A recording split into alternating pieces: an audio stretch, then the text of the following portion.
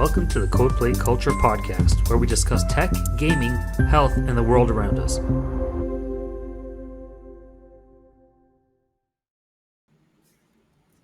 Hey, welcome back to CodePlay Culture. Today we're going to talk about the retro gaming revival, emulation, nostalgia, and the moral quandaries around ROMs.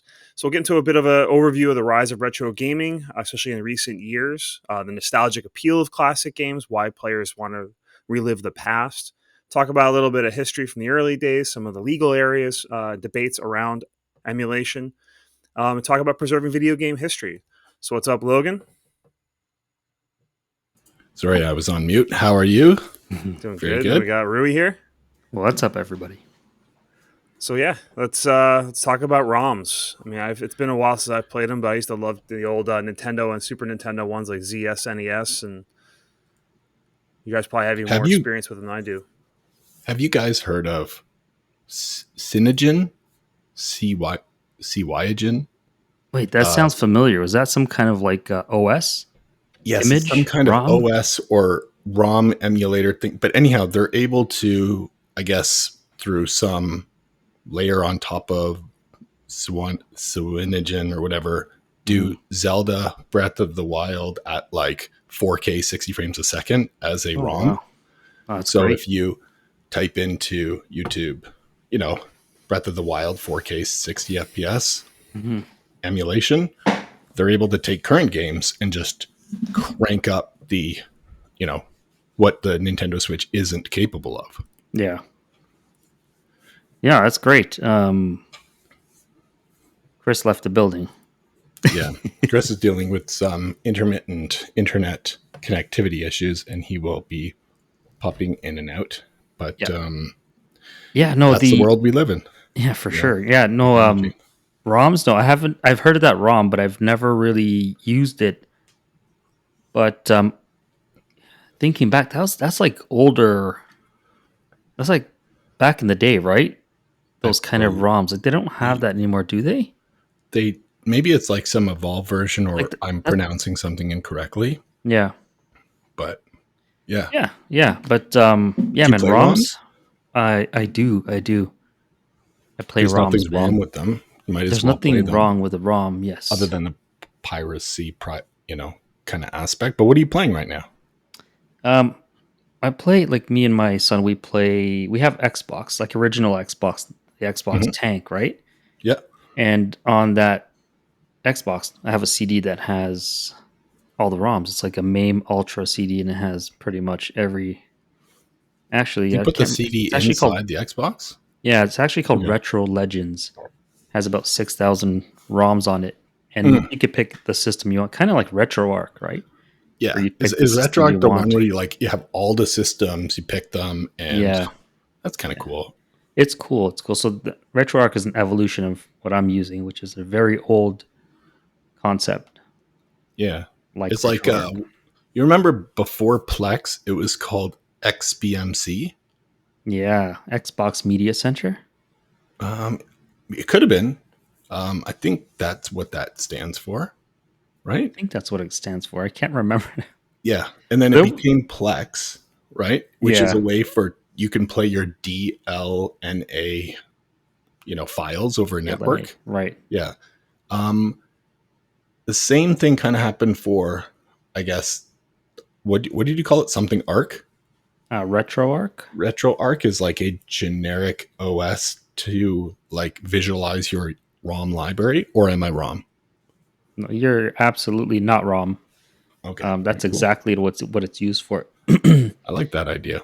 And if I remember correctly, it nicely done. We have to stop with these puns. Yeah, exactly. The audience is going to punish us. Oh, no. Yeah. My favorite rapper is Big Pun.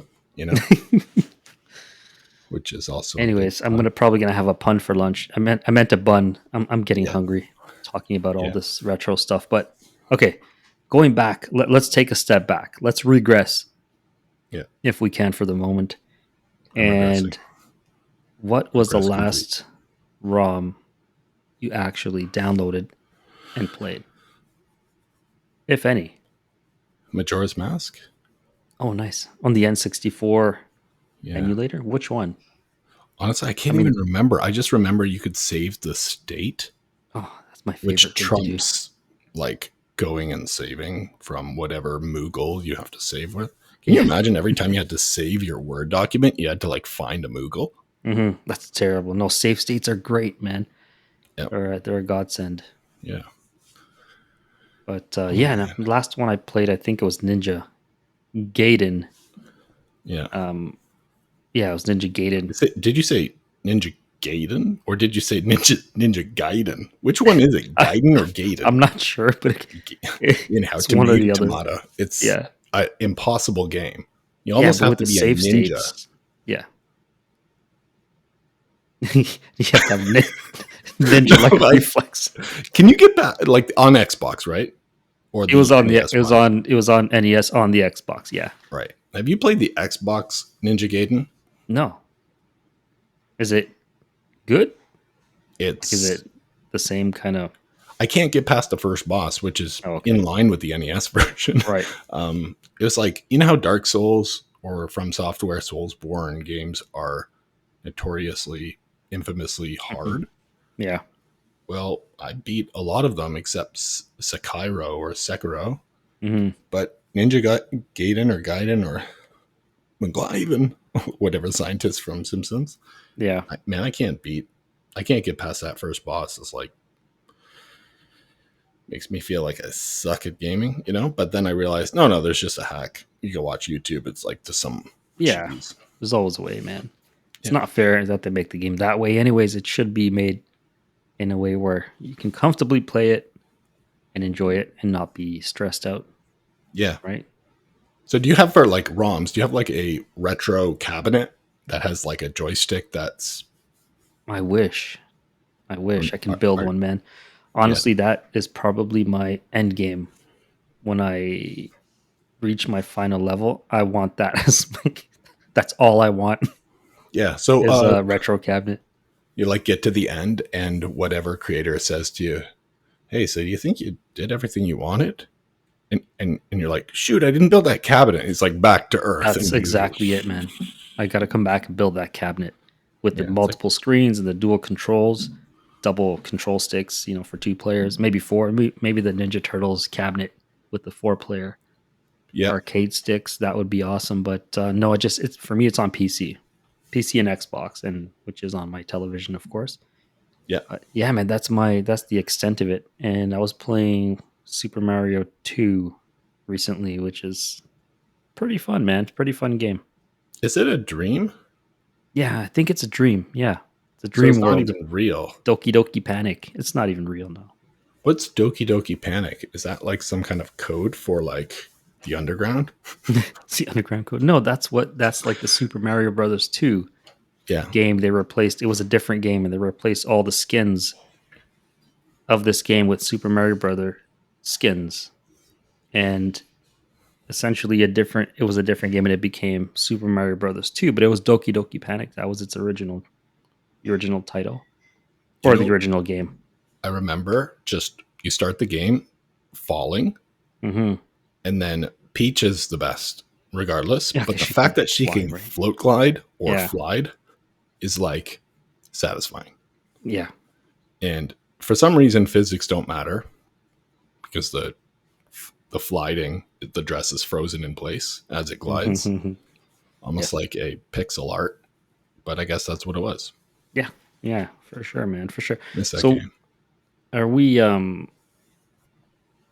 guess we're gonna move on with this retro. Yeah, we're gonna continue, and hopefully Chris will be resurrected. Chris will probably join us at some point. He'll be he probably has an extra life somewhere that he's gonna use, or a green mushroom he's cooking up right now. I don't know. I just realized we have to, between you and I, find that green mushroom and give him a 1-up.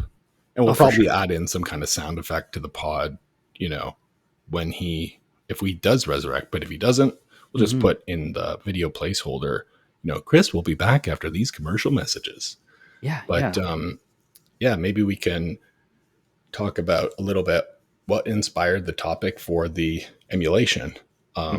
Because I've been thinking about dipping my toe back into the ROM library based on that OS, that generic OS, and doing that kind of stuff. But have you been playing more often than prior?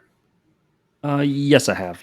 Yeah, because like I cleaned out my garage and have a television in there, Yes. and my Xbox is plugged into that. So there I go, man. Easy to pick up. It's not like a game where you have to invest or games where you invest too much time, right? It's play it, turn it off. It's not a grind, right? Yeah, like you're a infamous cable cutter, right? Mm-hmm. Where you went super hardcore back to like discs. Yeah, I love I that. did. Yeah, I Because love if it it's too, like man. online and if it's like connected, excuse me, and if you don't have to get up to action the next media, we're pretty much just plugged into the machine as they milk us, right? In terms of Yeah, like free will, like they're just sapping our attention in exchange for our entertainment and yeah, then for sure. subliminals, you know?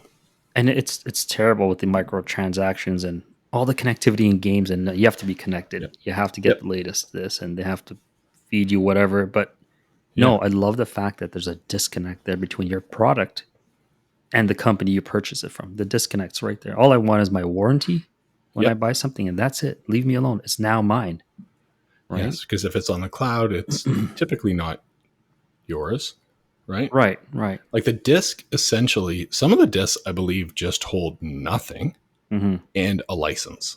Yeah. So when they spin up, that's like really downloads from the cloud or whatever. I Hmm. forget if this is something like it's partially true of what I'm saying, but like the disk is the representation of the license that you purchased it. Now, if you lose access to your online persona or whatever, like you don't own that software Right. because it's on some server that you have to ask for it back. Like if you purchase something, like society should get something in return, right? That's tangible, For physical. sure. Well, you should Whether be able to resell it. If it's yours and you purchase it, you should yeah, be able to resell it. And you cannot yes, do that with online media right now. Not that I'm yes. aware of. I don't know how it works. Like maybe Steam. Well, can you in Steam? I don't think you can. I know in Epic, at least in Fortnite, you can gift things. Hmm. Like, and then if you have a creator code, you can get a discount and gift things.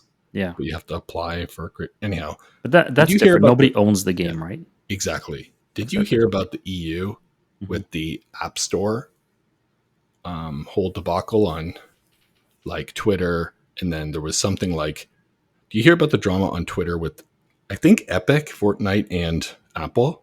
Hmm. And I could be like just remembering things incorrectly, but I don't think I am. Did you hear about this? I have not. No. It was something about how if you monopolize some, and for anyone listening, if I misstated anything, fact check it and please leave a comment below. I will edit with the show notes and whatnot. But it was something to do with if you monetize the marketplace, app stores, right? Then you always have to give a cut to Apple, right? And or cut to Google, whatever.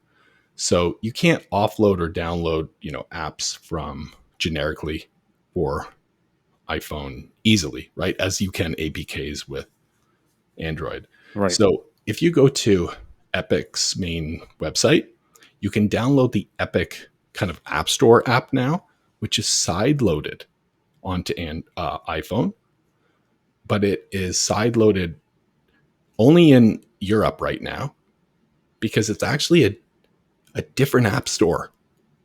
Because you know how the EU consortium forced Apple to like, hey man, you guys can't like monopolize and then not have standards. Throw away your Lightning port. You need USB-C. That was a big Right. one. It's the same with the app stores. Like they're trying to, be fair and reduce monopolies. And I'm not sure the whole intent behind it, but yeah. So it's weird. You can get it's like getting the Google Play Store on Android and also the Amazon App Store on Android. Two different app stores, which is typically Right. unheard of, I think, when it comes to Apple. Mm. Yeah, but it's kind of fascinating with that kind of stuff. So getting back to who owns it, hopefully Apple less, when it comes to digital stuff. Exactly. Yeah. And when they take 30% or whatever astronomical thing, that's not like, hopefully there's more. And probably next would be Epic. I know it's like the pot calling the kettle black when it's Apple and Epic, but Epic, when you get their game engine, it's like 30% for all the sales, but it's good because up to like $500,000 or something. So like if you get $500,000 of revenue, you have to pay 30%, something like that. So like, man, if you're making that much money, you're okay to pay the huge percentage for the engine and all that. I don't know, man. 30% to them, 63 to the government. Like, what are you left? What are you left with? So, yeah, you're talking about like it better, if it's $500,000, it better be like it go gangbusters to 10 million, right? There's nothing in between that is like financially, sustainable based on your headcount of your developers, all that stuff, right? That's why probably a lot of game studios like close. It's like just if it doesn't hit and go viral, everyone's out of the job, right? Yeah. So going, piggybacking on your point with the financial aspect of it, right? Yeah. They saw that there was a market for retro gaming at some point over the last decade, and they pushed it all into their own app stores, their own paid platforms, right? Like Nintendo did it. Yeah. With Nintendo Online. And, like Sony's doing it now with their extra with all the PS3 games and the older ones. So they're seeing there's a market for it, and they're trying to capitalize on it, which is fine. Nothing wrong with it. But as long as we are allowed to have our emulators and ROMs, right? When they start attacking or coming after that, we're going to be in trouble, right?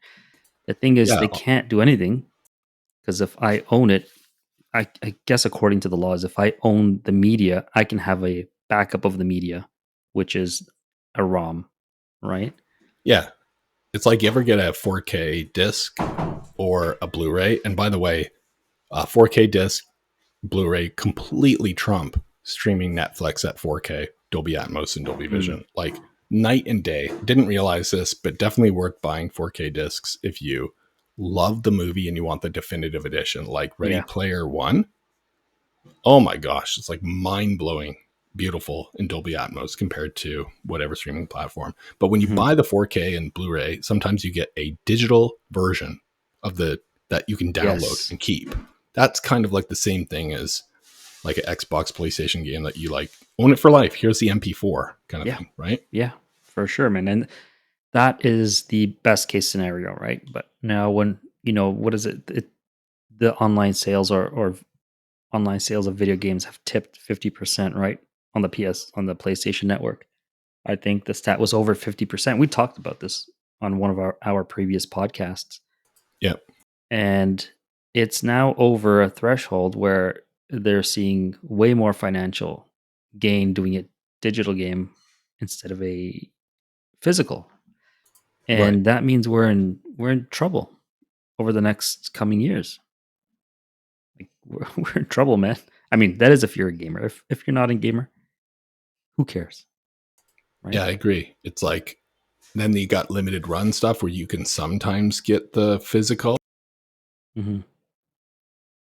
And then I always try to support limited run because I'm like, yeah, man, I want the physical, even though if I beat it before, and even if it's like not the actual flavor of the game that I really wanted, the digital one is actually high resolution or whatever variant of that, up resolutioned version of the game is. Like, I don't care if I'm buying the incorrect game as long as I support physical for a game that I love.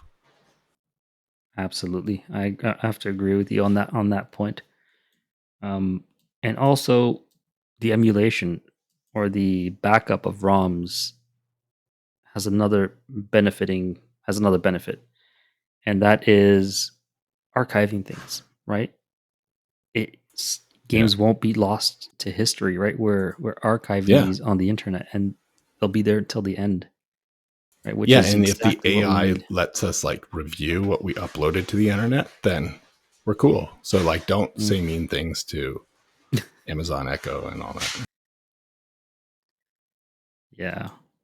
Yeah, man. So that's it in a nutshell, man. The I think it's going to grow. I think this market's going to grow exponentially, especially with newer games being backed up and being able to be played through an emulator like PS1 games, now PS2 games, right? So it's not going to stop. It's only going to grow.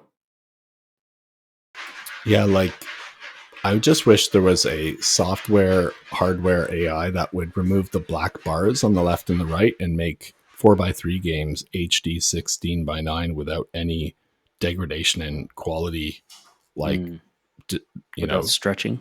yes, without stretching squall and cloud on PS1 to be like squowed, like inappropriately squished. Yeah, absolutely, man. What else? What else are we going to talk about? Let's see. Let me check my notes here. Yeah. So honestly, the one thing I will say about Dreamcast, wait a minute, it's Dreamcast? A little bit, Yes. but it is like, who am I talking to there? Is they have a weird thing. I think it's called like the Dolphin emulator or something like that. But you have to play these specific emulated GameCube, Xbox, and Dreamcast games on this Dolphin emulator thing on an Xbox Series S or an Xbox One S, not the X, not the whatever. Yeah. There's some reason, but then you load it and you go into File Manager, and now you got that whole beautiful ROM interface. And we're talking about like Dreamcast and GameCube games that have been like up resolution to HD, like through some kind of AI thing or community driven development. Yeah. Playable on the Xbox natively with the controller. Like you can have access to all of your Dreamcast games, I think, and like some of them are like HD remake, like through this path. Have you seen this? No.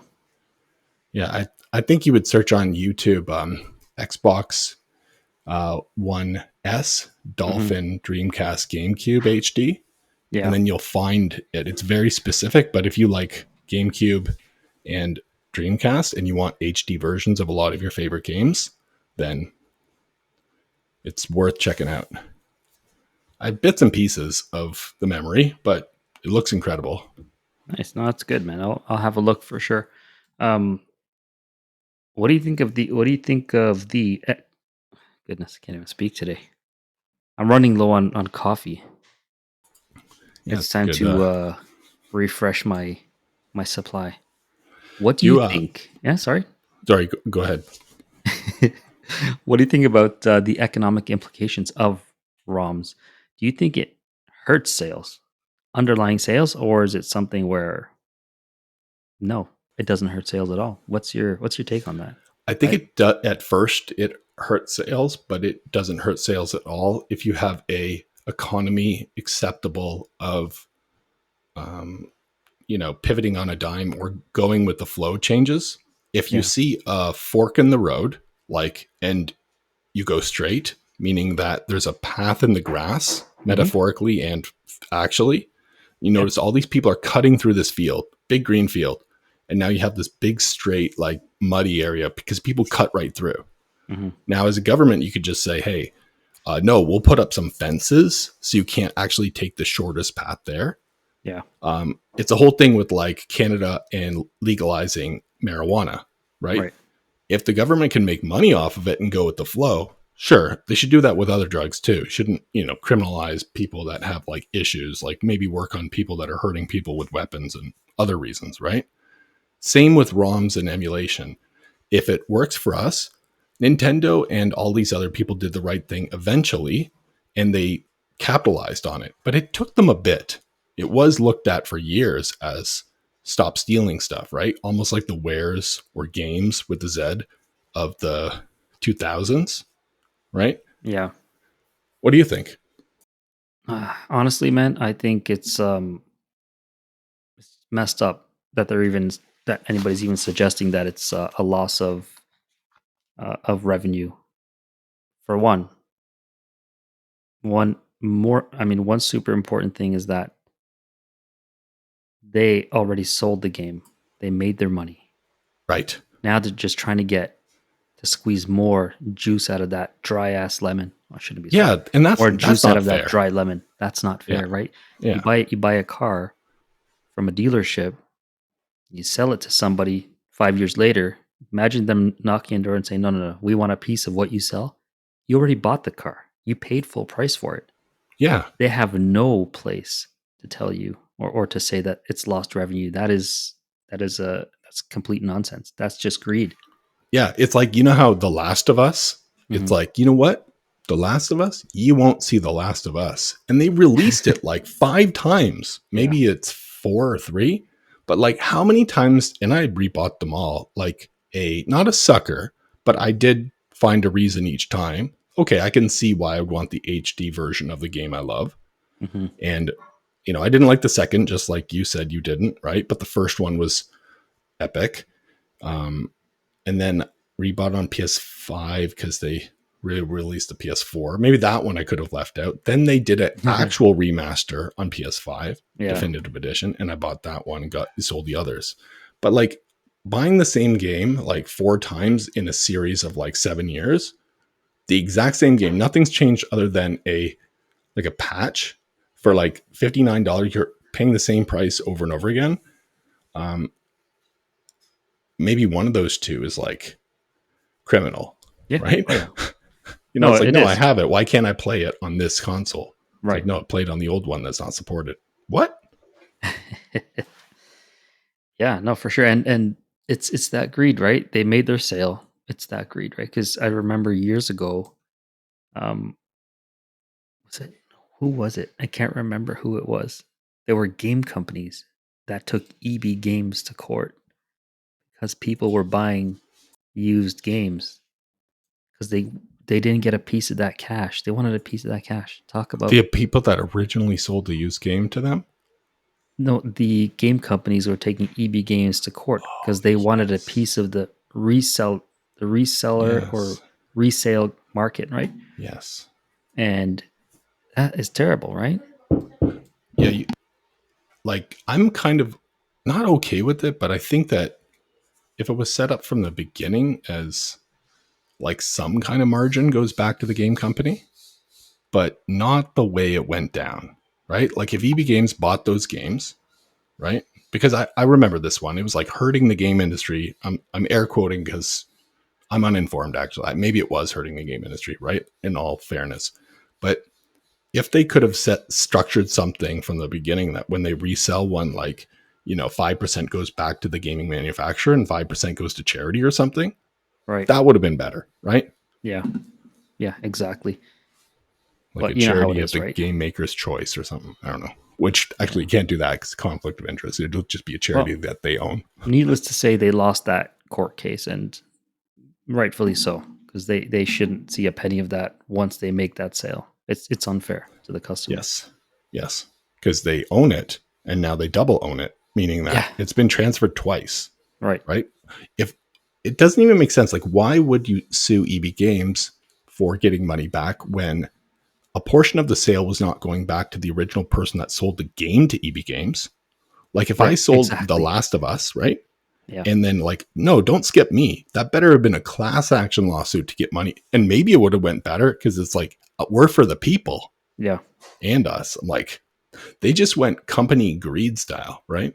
Yeah, absolutely. All right. Well, guess what? I think we're going to call this. Yeah.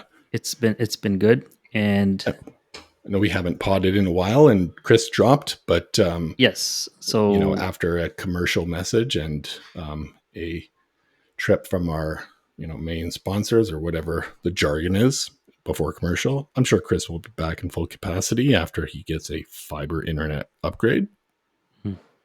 Yeah, and thank you everybody for joining us on this trip down memory lane. Although short, we will definitely revisit this topic when Chris returns and talk about it in a lot more detail and length. Yes. Thank you very much. Thank you, everyone. Bye-bye.